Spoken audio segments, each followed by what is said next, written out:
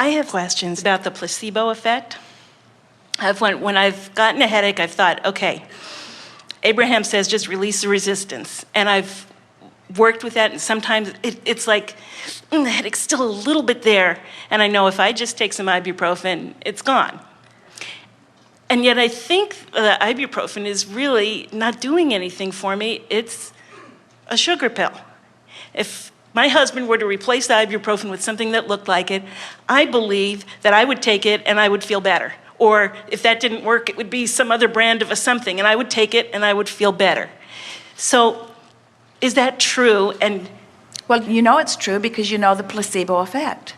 When you want something and you believe it, there's no contradiction, and therefore it is. So if you want relief from a headache and you believe that this remedy will provide it, then it does. Or if you want relief from a headache and you believe that all you have to do is think thoughts that feel better, then it is. In other words, it doesn't matter what route you take, and for everyone it's a different one. You listen to people touting this method and this method and this method and this method, and we say the method really doesn't matter, but anything that you do that makes you believe that you will get what you are wanting is beneficial to you. And yet I believe that the ibuprofen isn't good for my body, so I'm sort of giving myself a wham. A temporary relief from the headache and then negative repercussions later. But you can clean that up. A woman visited with us one time and said, I have very poor eyesight and I'm a photographer and I'm going to do some underwater photography, and someone in my life has offered to pay for this very expensive eye surgery so that I can no longer wear these big thick glasses, which would make my underwater photography so much easier. She said, but Abraham, knowing what I know about the power of thought, I feel unhappy about taking action to get what I want. Shouldn't I be able to just use the power of my thought to improve my vision? And we say, yes, of course, but if you really want to carry that to an extreme, we think you will be banging rocks together at your stove today to make fire to cook your lunch. In other words, there is not anything wrong with benefiting by the technology of your environment. It's all part of the flow, you see.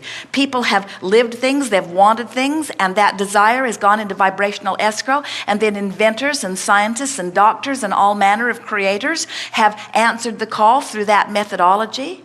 You've got to stop feeling so determined to prove your worthiness. We don't want you to say, I've got to do it all on my own. I don't want help from anyone. We want you to take help from everyone. We want you to utilize all of the organized circumstances and events that Source is lining up for you. There are all kinds of things that Source is giving you through the crack of least resistance. Source is not saying, oh, let's make her really line up before we give her any relief to that headache. Source is saying, try this, what about this, what about this, what about this, what about this, what about this? And then what's funny is you all argue about who has the best pill.